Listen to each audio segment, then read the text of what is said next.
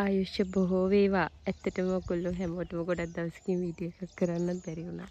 ටිකක් විතර වැඩ වැඩි වුණා ඉතින්. අලුත් සුන්දර දවසක්. හරිම නැවුම් ඇත්තටම හදවතට දැනෙන්නේ පුදුම නැවුම් බවක්. ඉතින් අපි මේකේ වගා කරගෙන යනවා. මේ ගොම පොහොර ගෙනාවා අපි තව 10 මිටි 10ක් විතර ගෙනාවා 10 පුච්චලා දාන්න. මේකේ කබාන දෙකකුත් හදන්න කියලා හිතුවා. කාට හරි ඇවිල්ලා නිදහසේ ඉඳලා යන්න. ජීවිතේ විඳිනවා කියන්නේ ජීවිතේ සතුටින් ගෙවනවා කියන්නේ හරි ආශ්චර්යයක්. මම හැමදාම කියන්නේ මේ මනුස්ස ජීවිතේ අවබෝධයෙන් සිහියෙන් සතුටින් ගෙවනවා කියන්නේ හොඳ කැපැසිටි එකක් තියෙන මිනිස්සෙක්ට තමයි ඇත්තට මේක කරන්න පුළුවන්. ඇලීම් ගැටීම් නැතුව හැල හැප්පෙන්නේ නැතුව හැල හැප්පීම් තියෙනවා ඇත්තටම ජීවිතේ. දුක සැප නිന്ദා ප්‍රශංසා ඔක්කොම එනවා. හැබැයි අපිට ඒවත් එක්ක ක්‍රියේට් කරන ප්‍රමාණය කොච්චරද කියන එකත් එක්කනේ අපිට දුක එන්නේ නේ. මට නම් එහෙම තමයි දැනෙලා තියෙන්නේ. කියන්නේ දුක සැප නිന്ദා ඒවා නැති වෙන්නේ නැහැ. ඒවා මේකේ තියෙනවා. මේකේ ස්වභාවය මේ මනුස්ස ලෝකයේ මේ ජීවිතේ ස්වභාවය මේක තමයි.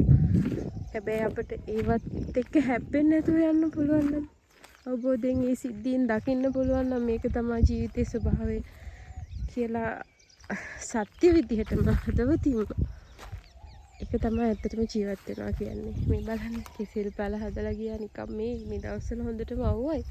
හැබැයි යාළුවා ලස්සනට දල දාලා හැදෙනවා.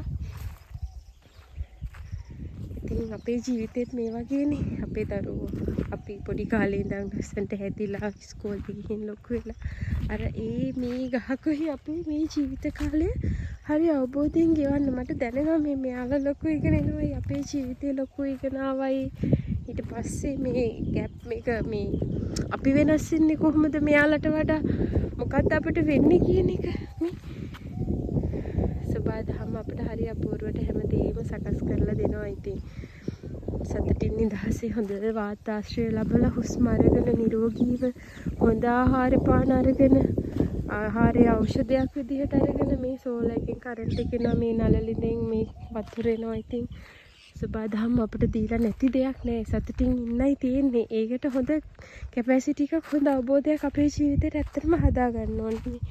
බණ්ඩක් හැදුවම බලන්න චූටි කැල.